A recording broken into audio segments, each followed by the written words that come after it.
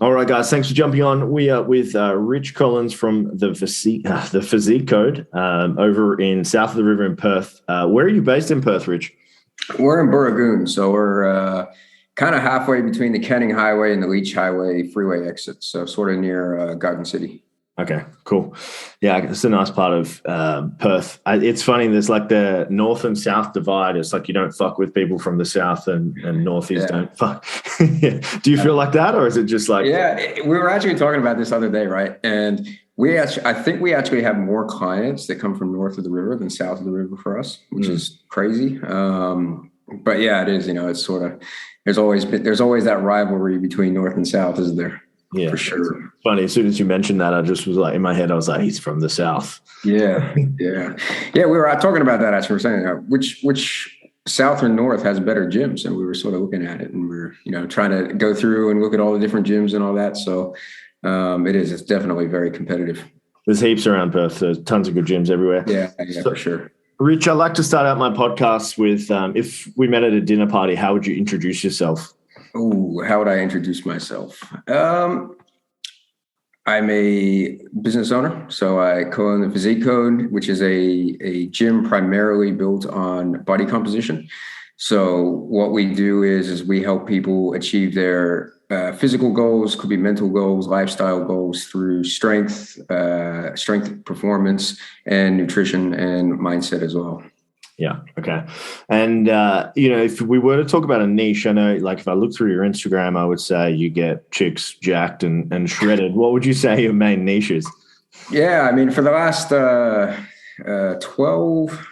11 years, I've predominantly done bodybuilding or physique training. So when I look at bodybuilding, I think most people look more towards the competitive side of the sport, which I do. We do quite a lot of, but at the same time, people that just want to look better. They want to come in and they don't want to obviously get on stage. They just want to have more energy, feel better, feel more confident in their own skin. Would be sort of the niche that we would look at, and I would look at is trying to improve body composition through nutrition, strength, and any type of training, really. Cool. Have you ever given that intro at a dinner party?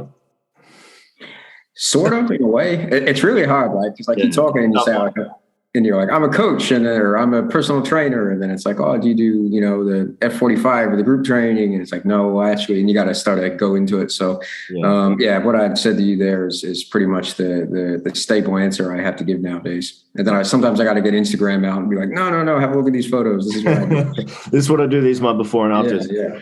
So, it's a bit off topic, but in terms of bodybuilding and powerlifting and CrossFit and all these types of things, where does it sit in your opinion in terms of popularity? Are you feeling like people lean towards one or the other, just from what you can see? In terms of competitive bodybuilding? Yeah, competitive bodybuilding or just recreational? Yeah, I mean, the thing that I always say to people is I think the demographic is the largest for body composition because you can ask any person on earth if they want to look better, and the answer is always going to be yes. Yeah. So I feel like the market and demographic is going to be the largest in body composition. Maybe not necessarily bodybuilding, but body composition. Yeah. One of the other reasons that I think that might be a little bit more the case is people have access. There's so many gyms, as we were saying before, everywhere nowadays. And you can pretty much do body composition training with whatever equipment that you have. You can work out elements to make it work. Whereas, if you're looking at powerlifting, you can do the basics. But then when it comes to, if you want to do it competitively, then there's specific equipment that you have to have, and similar with CrossFit and things like that. Whereas with body composition, you can go into the most equipped gym in the world or the least equipped gym in the world, and you will still be able to train in a way that's going to allow you to have better body composition. So I think it is probably the biggest demographic in terms of the fitness industry. And again, when I say that, I'm not talking necessarily competitive bodybuilding, but just people trying to improve how they look. I love that point. It's definitely a good point, and it's probably simpler as well, just recreational want to look better naked kind of training is a little bit more accessible than, the other sports. And there's probably a little bit less barrier to entry with it. For someone just to take up CrossFit or powerlifting or weightlifting, it's a bit of a jump just to get there like on your own. It's a little bit more technical. And I think like realistically, most people start at the gym because they want to look better at a younger age, especially nowadays, I think with social media and everything like that.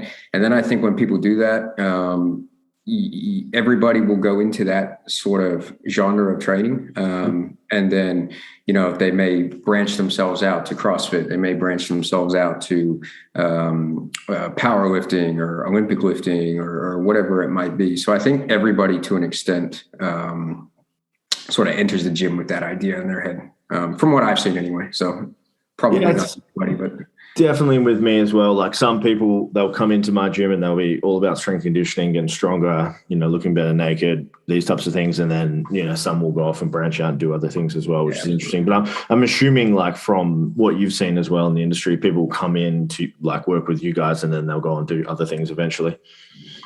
Yeah, absolutely. So, regardless of if somebody comes in and they say, hey, we want to look at powerlifting, we've got not really affiliates, but, people like the Ruchis and stuff like that, we've known for, close to 2 decades now. And we, if they say, well, this isn't really our area of expertise, so, maybe jump over and see these guys and they'll do the same thing back with us if somebody's looking at body composition or things like that. So, but yeah, you're definitely right. Like when people do get to that point where they say, hey, I want to maybe look at doing a little bit more of this type of training, and then, then maybe they'll move on from day dot, most people, when they do come into the gym, a higher percentage than not, I would say, do come in wanting to look better and feel better.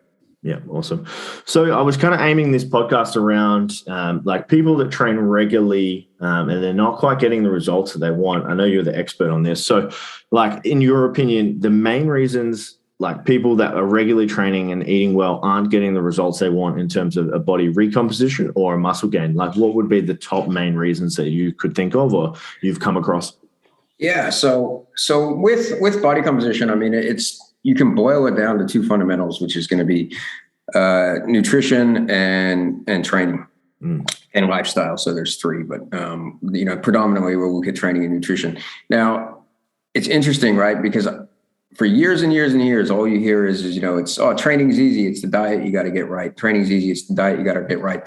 In my experience, especially over the last 5 to 7 years, in terms of muscle gain, people aren't training at the same intensities. Like to create a stimulus or create a stress on the body for your body that said it needs to adapt, you have to be training at a specific intensity, which could be 1 to 3 or 4 reps in reserve. So before you hit failure.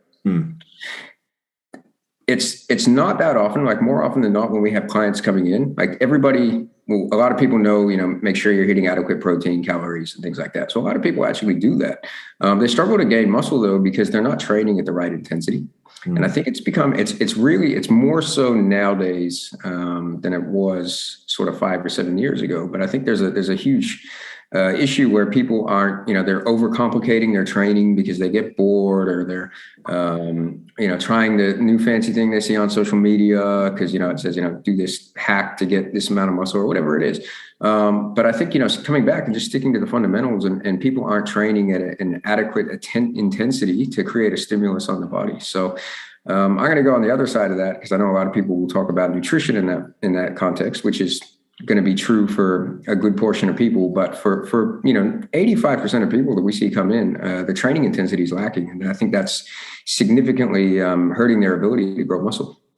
So, if you're working with a client with that in mind, how would you ensure that they are training with adequate intensity to build muscle? Well, when we look at first thing we're going to look at is technique. Obviously, if the technique's not 100%, then we're going to have risk of injury either then or down the track. So we will look at making sure that their technique is good. A lot of the time, we actually have to strip weight back off of people, make sure that they're getting the form right. So it's almost going to be a 2 steps back, 5 steps forward sort of thing. Yeah. And then once we go from there, we may we'll train them to the point where we think that they're getting close to technical failure, and we'll stick with exercises rather than, changing things up quite often every week or every 4 weeks or whatever it is. We might just stick to fundamental basic exercises and improve their skill of doing that lift. And then over time, their ability to take that exercise closer to failure gets improves. And then, regardless of what the exercise is, they're going to be able to build more muscle because they're going to be better at the exercise, and they're going to be, less chance of injury, so that they can push themselves harder. So it's almost just coming back down and stripping things back down to fundamentals, and building them up and educating them on the right way to lift and what it should feel like and whatnot. So that's how we would do it. But again, I think nobody that I've ever seen has not grown off the fundamentals at any skill level. Yeah, that's a good point. Do you encourage your clients to train with partners or anything like that, just to increase the intensity? Is there nothing like that? We do. It's like a double-edged sword right there, right? Because you can get some people where if they're both educated in, pushing to failure and knowing when to put the brakes on and when to accelerate, it can be absolutely fantastic. You will have other times where they start getting competitive with each other, and then they'll just kind of let form slip out the window to try to increase more weight. And then, obviously we do want a good intensity, but we want it done safely and properly. So it's a double-edged sword. So if both people are on the same page with progressive overload, it's the number one way to do it, I think, because you can definitely get more out of each other when you're training with somebody. But then on the flip side of it, you can also run into that issue where they try to get competitive and, just throw on more weight, I'll spot you, it's all you, that whole thing. I love that. In my gym, we do group training. Generally, we get partnered off. And sometimes, like if you're the weak partner, I can see that happening where they're just trying to push too hard outside their percentage, especially with dudes. Guys are just like known for it. It's like, it's great being the weaker one and having to work up with the strong guy. But then if it's a detriment and it just ruins your percentages for the entire week, and you're meant to be having a medium intensity session and it's fucking super tough, you're going to be cooked for the week. So I definitely, like, as you say that, I was thinking through and I was like, which of my clients are notoriously bad for pushing too hard every week? And I'm sure you'd see that as well. Oh, yeah. All the time. You train. All the time. So, Rich, I know you've trained a ton of people, probably like in the thousands now. And, probably some have been super successful, some have not been as successful. And for me, like with my clients, I know it comes down to a lot of the times with characteristics, traits, or like a general work ethic around the people. But the people that got the best results, what kind of like characteristics or traits did they take into their training and their programs and their progression? If you were to ask me that question 5 years ago, I would have just straight out said genetics. Yeah. And while I do think genetics does play a massive role in it, matured coach Richard has come to the conclusion, I think the number one thing is coachability. Yeah. Okay. 100% coachability. So obviously environment, genetics, what they've done previously, all those sort of things are all going to be, are they an athletic type their entire life? Things like that. They're all going to be super, super important on how fast someone can get results. In saying that, though, I have worked with some clients that have been absolute genetic monsters, and they have not progressed anywhere near their potential because they know they're absolute genetic monsters. And what ends up happening is they become a little bit less coachable.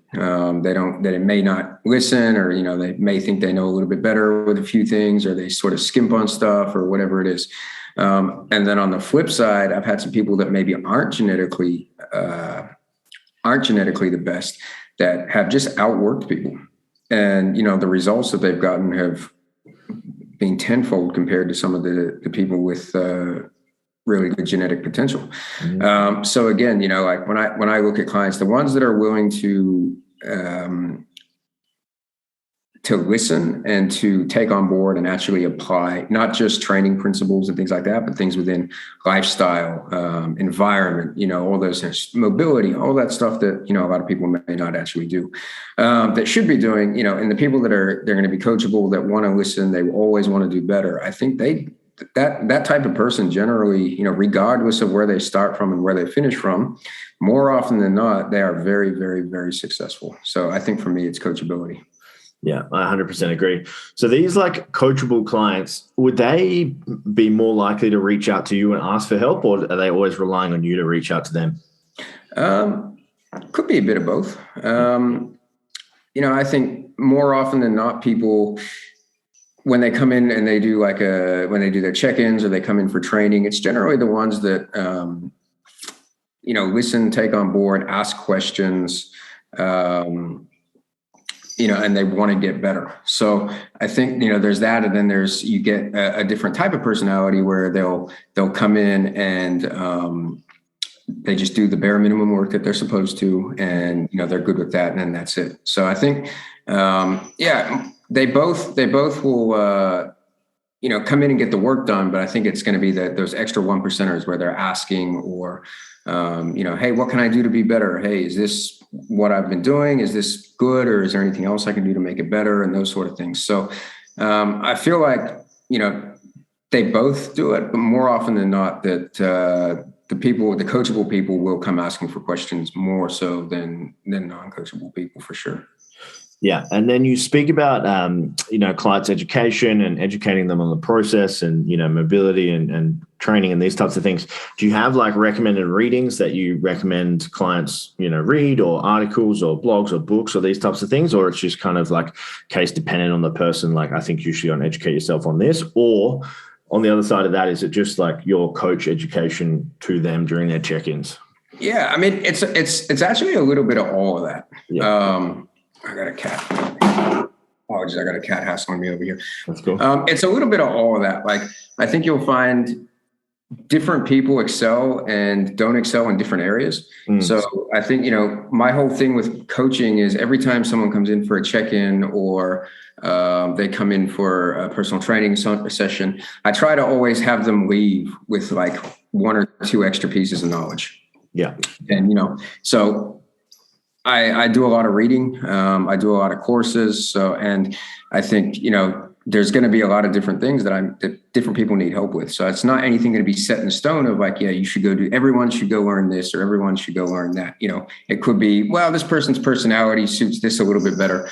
So maybe you should read, this person's YouTube or this person's, the way they write might be something that you buy in better with because you understand it a little bit more. So I think it will, it does definitely, like you say, depend on the person and what they're trying to learn as well. But yeah, I think, when we do look at it, again, just when they come in, it's like, all right, we're going to try to teach you 1 or 2 things today. And it could be an issue that they're having and it could be something for one person and then something completely different for the other. So that's, with an individualized approach, that's what I sort of look at. Because I tend to find people excel in some areas and they pick up things really quickly. And then other areas they struggle, and it's going to be different for every single person. Yeah. Okay. Awesome. Well, like the next question comes from, I used to work at a bodybuilding gym back in the day, which Search Fitness in Clarkson. And literally there was 12 personal trainers and 11 of them were, competing in bodybuilding at the time. Mm-hmm. And, they had mixed opinions on, conditioning or cardio for fat loss. And I just wanted to know like what your importance you place on it for fat loss is in terms of cardio and conditioning. I know like there's the calorie burn component of it, but there are other factors to it. So yeah, what is the importance of fat loss or conditioning what is the importance of conditioning in terms of fat loss? Cool. Well, when I look at the first thing that I always like to go through with people in this situation is to elaborate here is conditioning is making sure that you have the fitness level and skill, or you have the ability to perform skills with the required intensity for your sport. So for example, conditioning for a basketball player is going to be very, very different for conditioning for a bodybuilder. Yeah. So when we look at conditioning and we look at it in terms of fat loss, it's no secret that diets are going to overrun cardio pretty much 9 times out of 10, unless you're a marathon runner. Yeah. So I try not to use cardio necessarily or conditioning necessarily for a method for burning calories. Maybe I will towards the end of a bodybuilding prep. But then if I do that, it's going to be sort of steady state, just moving, trying to minimize fatigue. What I try to look at is, there's a lot of forgotten factors with conditioning, and cardio. And obviously for health, very, very important. It improves recovery. It improves not just recovery for entire workouts, but also between sets. It's not nice weather in Perth today. So it improves, your ability to recover between sets. So, if we're looking at doing 12 to 15 reps on a hack squat, the person that has better aerobic fitness may potentially be able to get a few more reps out on the hack squat towards the end of the set. So when I look at it in terms of fat loss, I try not to, it will help with fat loss because it will burn calories. But I try to let the diet do that more so. And then I'll try to use the conditioning part the way I'll explain it to clients is obviously coming back and saying, it's going to improve your health. It's going to improve your ability to recover, to handle stress. And then when you're in a deep deficit for a bodybuilding show, your body is under significant stress all the time. So if we do have a better aerobic system, we'll be able to mitigate some of that. So that's where I tend to look at it a little bit more. And if I do use it in terms of trying to maximize output, I generally tend to use steady state cardio, which is going to not be fatiguing for weight training, can actually promote recovery. And, when you're exhausted, it's going to be, it's a little easier to do than trying to jump on the assault bike and, hit 20 calories as fast as you possibly can. Yeah, cool. That's a nice and succinct answer. I love that. So more about like the health of it and fitness than actually burning calories, unless you're in the end stages of prep. Yeah. Awesome. So I'm going to give you like a nightmare scenario as a coach. So someone has been training at, insert name of group fitness, and they have given them a 1,200 calorie diet, which they've been following for 12 months. They've got to the point where they're like, fuck it, I'm not getting results anymore. This is shit. I need to seek out an expert like Rich. Like, first protocol, what would you do with them to kind of reverse them out of this or help them if their goal was to sustain fat loss for the long term? Increase calories to maintenance is the first thing I will always do there. Yeah. I wouldn't have enough knowledge to know if they're actually sticking to the diet or not. Yeah.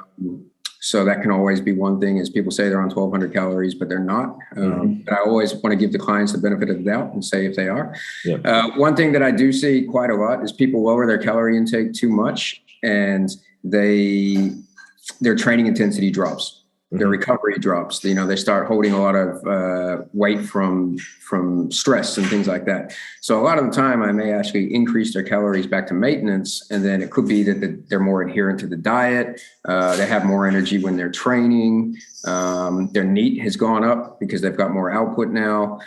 And then that may actually sort of override the increase in calories, and they may be able to actually at least drop body fat there, or, maybe stay the same.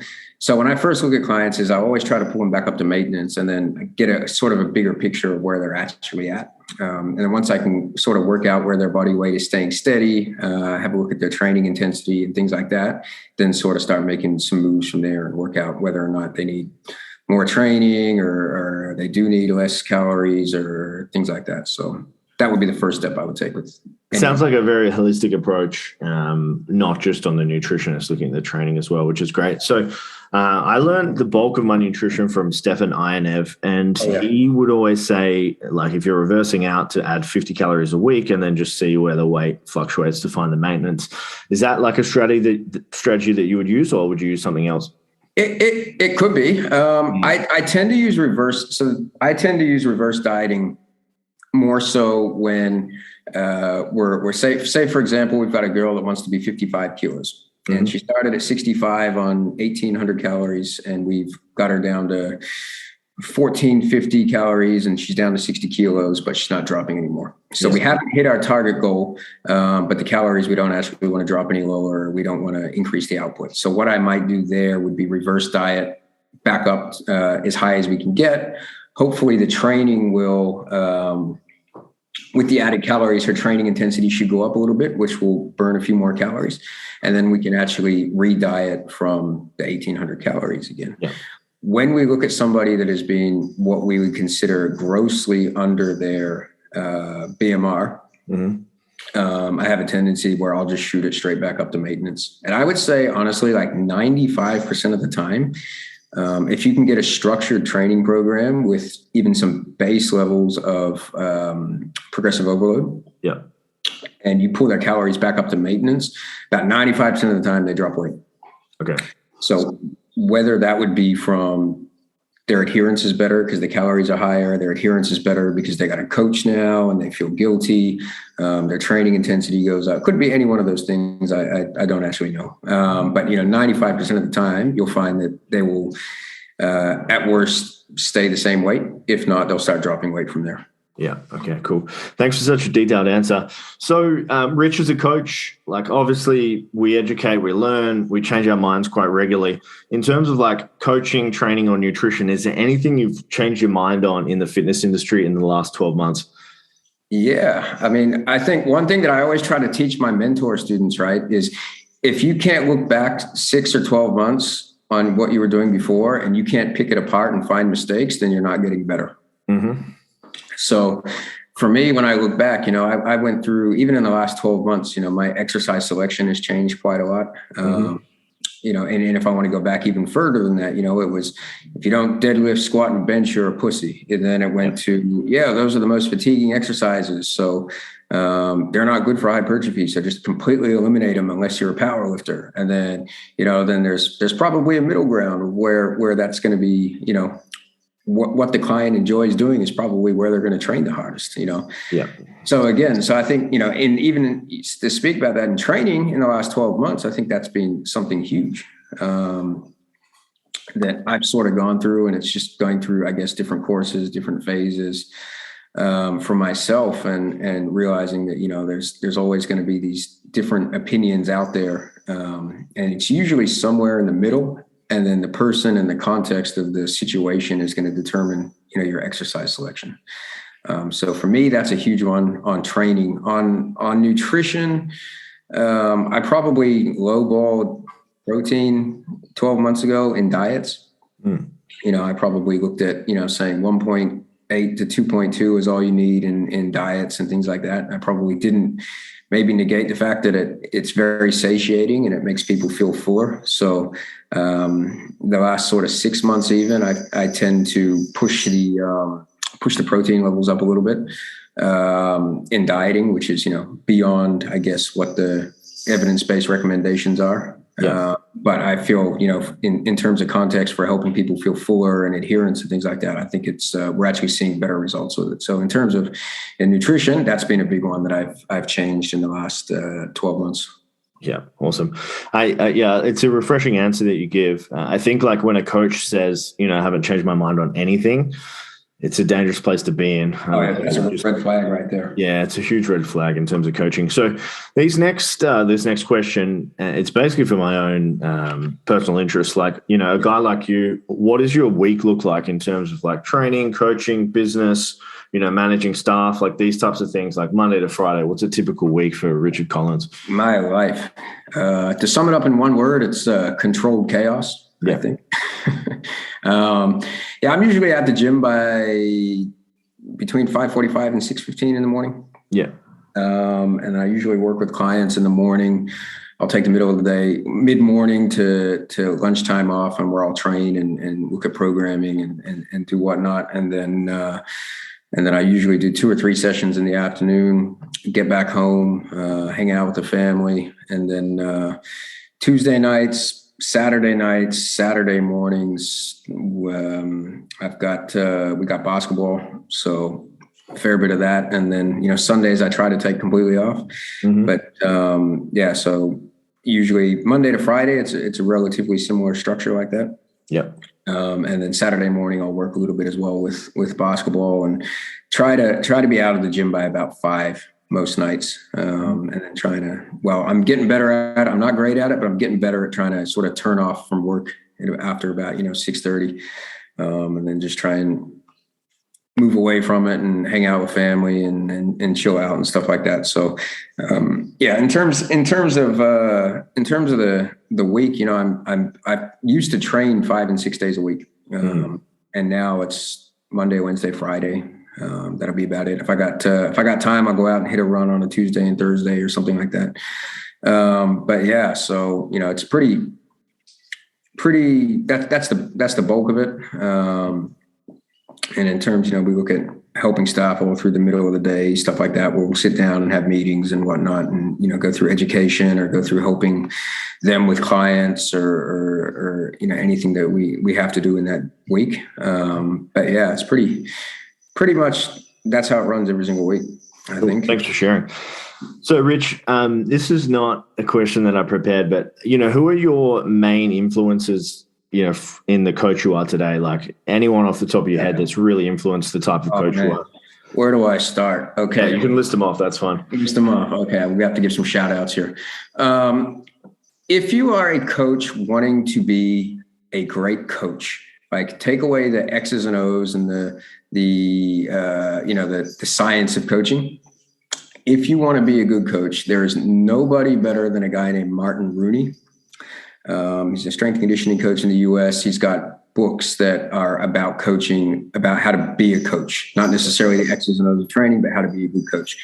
He's my number one because I think he single-handedly changed my mindset on coaching in the last couple of years.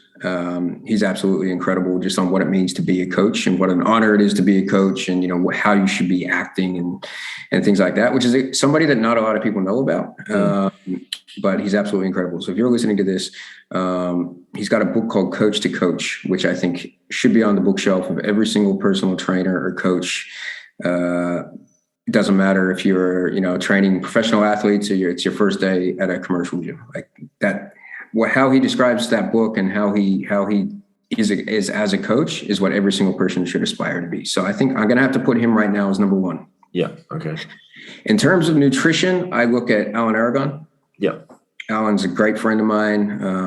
I've known him for close to a decade now, and his ability to communicate complex things and use analogies and bring out good evidence-based nutrition that's very easy to digest and give out to clients, whether it's bodybuilders or general population clients. Like, he's absolutely fantastic. So he's been a huge part of my coaching.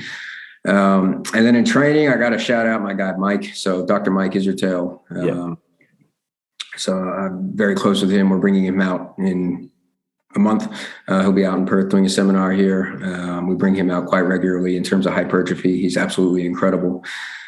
He's got tons and tons of content to go through. And I think, you know, he's been the way he programs has a lot to do with how I program. And I think a lot of the success that we've had in terms of hypertrophy training, I owe a lot to him. So a lot of his stuff comes through our training as well. So I'd say they're the three main in coaching, diet and nutrition. And then I have to give one more shout out to another guy that I think all coaches need to have a look at is, you know, again, coming back to the X's and O's of coaching. When you look at how you communicate the information, I think that is the number one thing that separates good coaches from great coaches is, I mean, if you look at any of the coaches that, it doesn't matter who you are, if you look at a coach that you aspire to be like, I can guarantee you that their communication skills are going to be on another level. So there's another guy named Brett Bartholomew who runs a business called The Art of Coaching, who I know quite well. And, you know, him teaching leadership and teaching influence and teaching, you know, how to communicate as a coach or a leader of anything, whether it's business owner or coach or anything like that. He is absolutely incredible as well. And I think that's another guy that, you know, most trainers that are struggling to get clients, or they're trying to, you know, they're struggling to get buy-in with clients. You know, he's a great guy. He's got a book, Conscious Coaching, which is absolutely incredible, which, you know, is huge. You know, when I started implementing a lot of the stuff that he was suggesting, the buy-in from my clients, for general population clients, was absolutely incredible. So I'd say those four are the biggest. They're the mentors that I think have inspired the most change in me becoming the coach that I am today. Well, the proof is in the pudding there. Obviously, a great coach that gets great results. So congratulations on that. So, Rich, thanks for joining us today. How do people find you? How do they learn about what you do? And how do they work with you? Yeah, so we've got, if you jump on either my Instagram, which is Richard_Physique Code, or you jump on the Physique Code's Instagram, which is @Physique Code. We've got a link in the bio there. It's got the emails, all the subscription programming that we run, any seminars, mentoring, anything like that. So you can jump in there, go through, have a look, and we'll have in-depth detail of all the services that we provide and all the ways that we can help people. Awesome. Thank you so much for this podcast, Rich. Absolutely.